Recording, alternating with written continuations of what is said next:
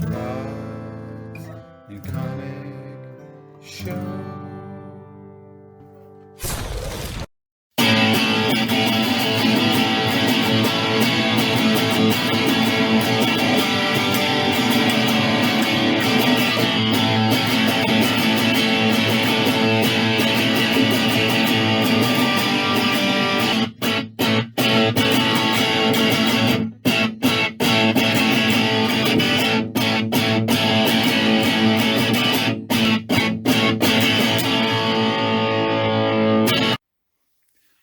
Welcome back to Cards and Comics, and today I'm going to be going over a vintage card mail day. So I've got a few mail days I'm pretty behind on, but I wanted to show off my first mail day, which is going to be vintage only, and then I'll do my more modern video in a separate video, because I just think the vintage cards need to be set off on their own video. Now, is there anything huge in this video? No, not huge, but some really cool cards. So I'm going to start here with my 1951 Hank Bauer. And again, I'm trying to get more 50s cards, even if they're not Hall of Famers. Hank Bauer was a good player. And I looked at the back of this card, and I was just surprisingly when it says here that he hit 320 this year. Drove in 70 runs, played only 113 games. But, it just shows that, the guy was a good player. And you can see a little bit of wax on this card. You got to remember that these wax packs had very few cards in them. I believe some of them were just 2 cards in a pack, so every other card had a wax stain. So it's not uncommon to see that. But there you go. 51 Bowman, Hank Bauer, PSA 7. So there we go. Just, a card that I think really captures, to me, the essence of these classic Yankees team. And they won the World Series, I think, in 50 as well. So first up. So I'm going to go in order by year. Next up is a card I have in a PSA 7 holder, but I think this card might rival it for condition. I'll just have to look at the two cards really together, to see which one I think is better. But here is a 53 Topps Ralph Kiner SGC 7. The thing I like about this card, and I'll pull it up a little closer, is I do think it's pretty well centered, but I love that rough cut there. Just showing the card is super nice in terms of its edges. You can love black there, very nice edges there.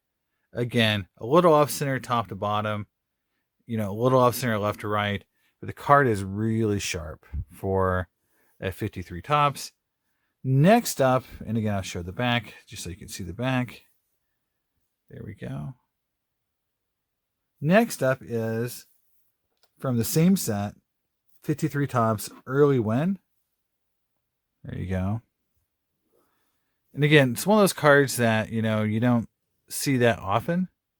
These are, at least I don't see these 53s in 7s or better that often.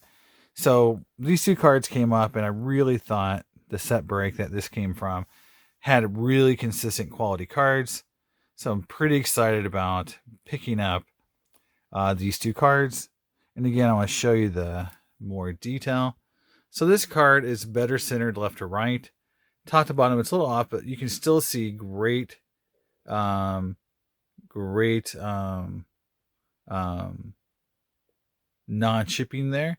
And the little wavy stuff, that's not on the card. That is the holder, creating that little effect there. Which is, like people, I talk about SGC's holders sometimes. And you can see that holder, that kind of cracking there on that holder. Not the greatest, but hey, it's what happens sometimes. You can see the back. Nice card. So it's a really nice card. Well centered. Nice color. So really happy with those 253 Topps. Next up, we're switching in to 65s. I'm making a big jump in time. But this is a card that I've had a few times. I've actually tried to get this card graded multiple times.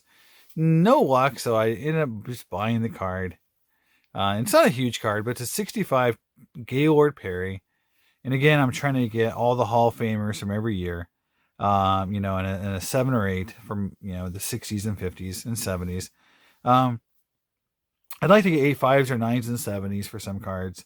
But again, it depends on the cost. And this is one of those cards that, you know, um, it is a very nice 8. It's well centered, good color. Look at the back. You can tell the backs on these cards if that blue is very deep. It's not seen a lot of wear or sun. So this card, looks like it's been kept in great condition its whole life. Just a nice card. So, it's not a huge Hall of Famer, but seeing, just quality vintage like that, makes you want to buy it. And so, trying to buy cards just in good condition is always a great thing. Now, next up is a run of cards that I picked up that, this happens quite a bit.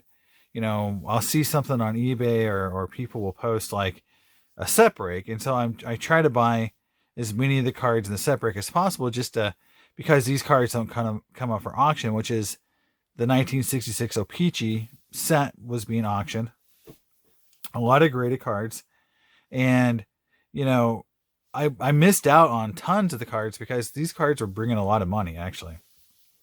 And a lot of player collectors, you could tell, were really jumping in. I did win the 66 O-Pee-Chee Yankees team set, team card. And, what I like about it is, the color.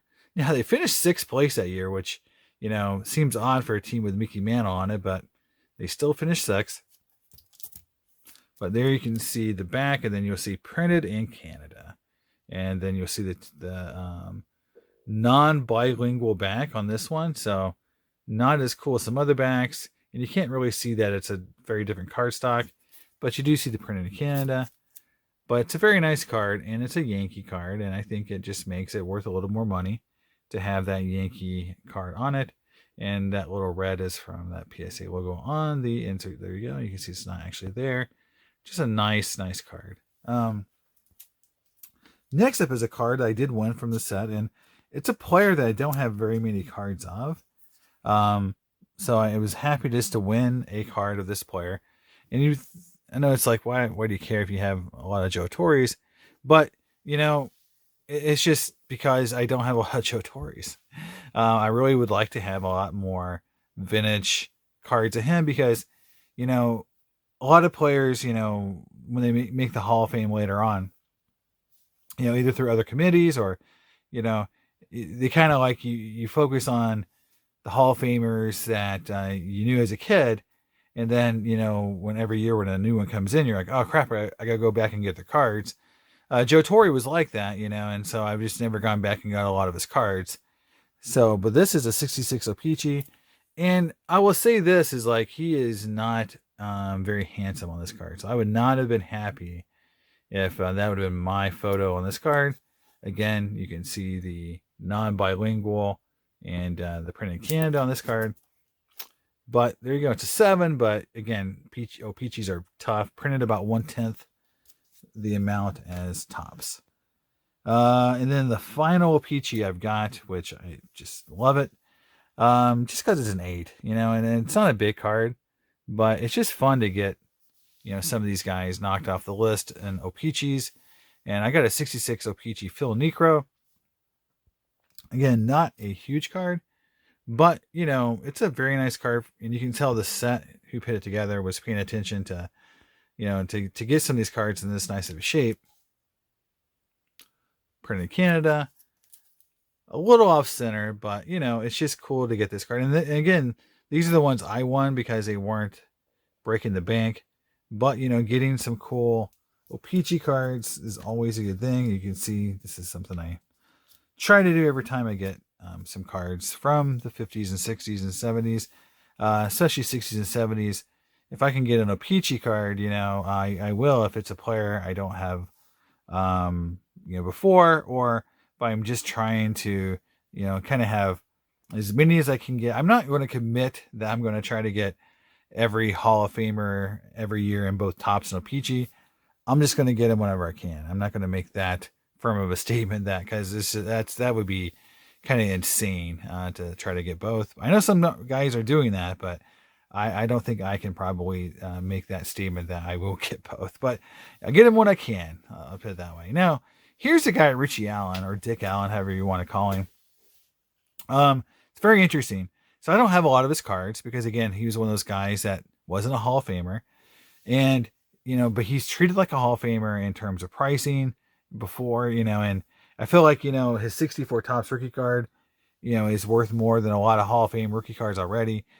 So Dick Allen, is one of those players that a good book to read if you guys want to read a little bit about Dick. I know he probably has his own books. I haven't really researched any books that he's either been in or written, but he's in the Bob Uecker book, Catcher in the Rye. And he talks about the infamous incident where Richie Allen put his hand through a headlight or tail light of a car, mangled his hand, and had to miss a lot of time. I think it ended up getting cut. So, there was a lot of things that were going on in his career. He was kind of one of these players that was considered like, Curt Flood, surly and not easy to work with. I think those are code words back in the day. But he was a great player, led the league in home runs, so, he's a player that, I definitely am trying to go back and pick up cards of. And this is a 70 Topps, and let's look at some of his stats. You can see, 29, 20, 40, 23, 33, 32. So a lot of home runs, some RBIs, hit 300. So as an average, so was a slugger, great player. And a lot of people will tell you, and I think even Uecker says in his book that, he was by far the best player on that team. Now, the next two cards are, I guess, big, if you want to call them that. They're cards I never considered getting back when I was first getting into vintage because, again, anything that's not standard size was just considered to me to be just something I wasn't that interested in getting just because I felt like, especially like 64 Topps Giants, some of the other super cards, weren't considered to be high end for whatever reason, but their pop counts aren't really that big. For example, I just bought this card and there we go. We'll zoom in a little bit, but it is a PSA 8 and I'll zoom out. Get a little bit more the card in the frame, but it's a 70 Topps Hank Aaron, and it's a PSA 8, and there's only like 76 cards graded as an 8, not that many that higher. So it's just pop count isn't huge on this card. I like the image. It's just big, and generally they're not that hard to find in good condition because they're round corners. But to me, I think the card is still pretty awesome. Price point wise, these are pretty cheap compared to even the base cards. I mean, they're definitely a discount. And I feel like if you're going to look for some value in the 70s and 60s, these cards, the supers, are good places to look. I know the 69 set's a little higher, but there's other years that they made these bigger cards, these super cards, and they're not that expensive compared to base cards. So I would say they're just good value. And then you can see the back. This is cool about these. This year they put the full back, and that's just a cool back. A little off center, but still a pretty cool looking card. Now next up, is again I bought it in the same auction, so I got a pirate card, which I'm always grateful to pick up a pirate. I picked up the Stargell. And I really like the image of Stargell. It's a young image. I think it was used on his 69, maybe. It's an image I've seen before. And again, it's an 8. Not that many. It's a little higher pop than actually Aaron. And you can see the back. And again, 29 home runs, 92 RBIs, hit 307. So had a good year. And you got to remember the year before, they hit 237. Think about that player have a 70-point swing and batting average. But there it is. 70 Topps Super Willie Stargell. I don't have this card. I don't have that Aaron card either. So this is actually a new card pickup for me for my Pirates collection, which is always good to have because, I did some videos about my Pirates collection where I said I kind of took a break from picking up pirate cards for a long time because I had focused so much on it for a lot of my collecting years that I got kind of burned out of just buying pirate cards. And I had such a huge collection of them that I just started, doing Hall of Fame cards and then Griffey cards. So I kind of diversified a little bit of my collecting focus. And now kind of getting back in to the old, pirate card. So I feel like, I'm definitely, getting back into the swing of thing on pirate cards and wanting to fill the holes of my collection. So that's really cool to pick up that card. Next up is a 78 Topps Tom Seaver PSA 9. This is the high pop card, so it's not, don't look at the 9 and be like, man, this card's really rare. It's not that rare, but it's still a great looking card. And I still feel like, any 9s from the 70s are good cards. Even if it's a pop's a little higher, I think people just love cards like this. He's a red. He's not a Met in this card, so his first year as a full, red. He went 14-3 with a 2.35 ERA, so pretty darn good. As both actually, he got traded mid-year, I guess, because I forgot about this. 21-6 that year, so that's a big year for Mr. Seaver. 7 games of the Mets, 14 games of the Reds. So there you go. Very cool. It'd have been cool if they did traded sets that year, because then you could see him as a Met in this uniform and then as a Red in the other uniform. 2-for-1 Tom Seavers. Now, last card of this vintage or mail day, I guess you could call it, is a 79 Jim Hunter. And again, not a huge card, but it's a card that, from a player I don't have a ton of. So even in the 70s, you don't see a lot of Jim Hunter cards on my collection. So I'm going back and picking up cards of him, and they're super cheap. And Jim Hunter was a very good player, as Catfish Hunter, as he's more famously called. But looking at it, in 70, he won 20 games, like 1, 2, 3, 4, 5 years in a row, and then barely missed it in 76. So again, he won 222 games ever since, his first, year in 65. So just a huge run. And, he still had some good years left in him after this. So this is not his, last year. So, but again, Jim Hunter, great player. Player who's not worth a ton. But again, this is a 9 and very well centered. So just a nice card. 79s are really notorious for being off center. So that's it. That's the break. I want to just do a quick update on a vintage break. And the next one I'm going to do is going to be my modern cards. And then I'll have that for you in a separate video. All right, guys. See you next time on Cards and Comics. Bye.